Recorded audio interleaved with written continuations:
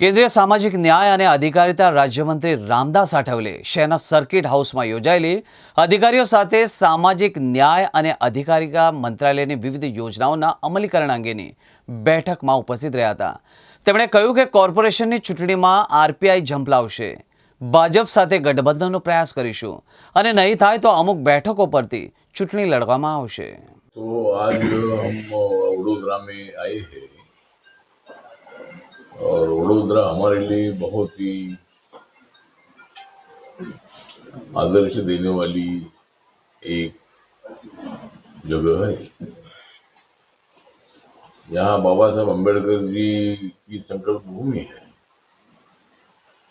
सयाजी महाराज गायकवाड़ जी ने बाबा साहब अम्बेडकर जी को 1913 को अमेरिका में पढ़ाई करने के लिए स्कॉलरशिप दी थी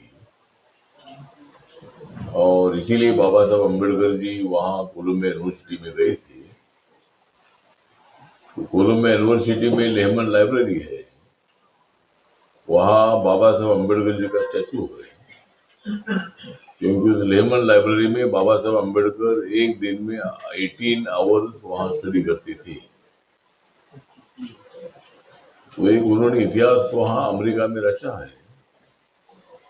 और बाबा साहब अम्बेडकर जी देश के संविधान के शिल्पकार है, आर्किटेक्ट है. माननीय नरेंद्र मोदी जी ने संविधान को माथा टेक कर प्रतिज्ञा की है, शपथ ली है कि मैं बाबा साहब अम्बेडकर जी का संविधान मजबूत करूंगा, अखंड भारत की संकल्पना जो है उसको मजबूत करूंगा, इस देश में जो गरीबी है इस गरीबी को हटाऊंगा और 10 सालों में 25 करोड़ लोगों को गरीबी रेखा के बाहर लाने का काम मोदी साहब ने किया है. अपने देश की जो इकोनॉमी 10 नंबर पर थी वो इकोनॉमी 5 नंबर पर आई है. और अगर कांग्रेस पार्टी का राज होता था तो अपनी इकोनॉमी 10 नंबर से 20 नंबर पर जाती थी. लेकिन मोदी जी आने के बाद 10 नंबर से 5 नंबर तक इकोनॉमी आई है. और मोदी जी एक बहुत ही स्ट्रांग नेता है. दुनिया के सबसे ज्यादा पॉपुलर नेता के रूप में उनका नाम पूरी दुनिया भर में है. बीच में एक सर्वे हुआ था, तभी अमेरिका के प्रेसिडेंट, रशिया के प्रेसिडेंट, यूक्रेन के प्रेसिडेंट या पूरे देश भर के प्रेसिडेंट प्रधानमंत्री का सर्वे हुआ था और उसमें 75% लोगों ने मोदी जी के नाम को पसंदगी दी थी.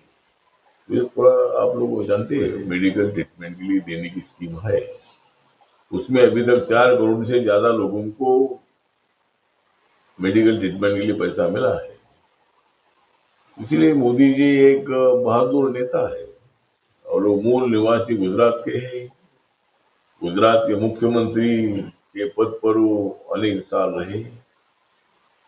और मैं दलितों को इतना बताना चाहता हूँ कि कांग्रेस वाले राहुल गांधी झूठ बोलते हैं, संविधान बदलेगा ये बात मतलब वो बहुत झूठी बोलते हैं.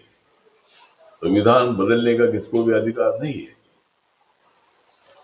और मोदी जी तो संविधान को मजबूत करने वाले नेता है. और कांग्रेस पार्टी ने संविधान अनेक बार उसका तितर बितर करने का काम किया है.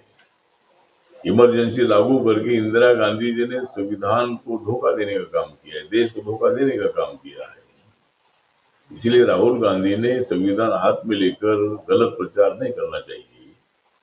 उनको लोकतंत्र में अटैक करने का क्या जो कुछ आरोप प्रत्यारोप करने का जरूर अधिकार है, लेकिन वो ऐसे आरोप प्रत्यारोप ना करे कि उसमें कोई दम नहीं है. और तुम्हारे आरोप में बिल्कुल दम नहीं है. उत्तर देने के लिए हम भी कुछ कम नहीं है, हम भी मतलब उनको रिप्लाई देते हैं. इसीलिए मुझे लगता है कि भाईचारा मजबूत करने की संविधान की संकल्पना है, अखंड भारत की संकल्पना संविधान की है और सभी को लेकर हमें आगे बढ़ना है.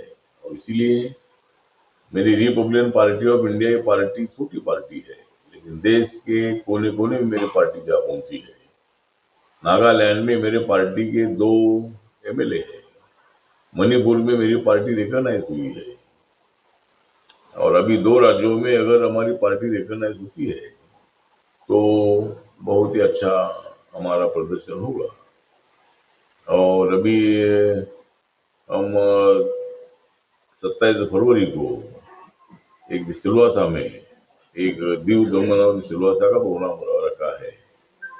और सिलवासा में बहुत सारी कांग्रेस पार्टी के अनेक पार्टी के लोग हैं। वो मतलब आरपीआई में शामिल होने वाले हैं। दूसरा 26 तारीख को 26 है ना, 25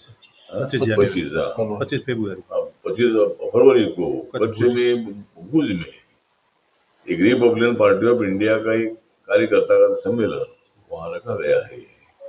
वहां जो कच्छ की समस्या है वो समस्या हल करने के लिए कच्छ के हर बेरोजगार को रोजगार कैसा मिले, वहाँ के जो किसान है उस किसानों को न्याय कैसा मिले, वह इरिगेशन बढ़ाने के लिए क्या करना चाहिए, या मतलब या इंडस्ट्रियल डेवलपमेंट के लिए क्या करना चाहिए, ये सभी बातों पर हम वहाँ चर्चा करने वाले हैं। और सरकार के पास भी हम मांग करने वाले हैं, स्टेट गवर्नमेंट और सेंट्रल गवर्नमेंट को, कि कच्छ एक बहुत ही एक जिला है, उसका एरिया बहुत बड़ा है।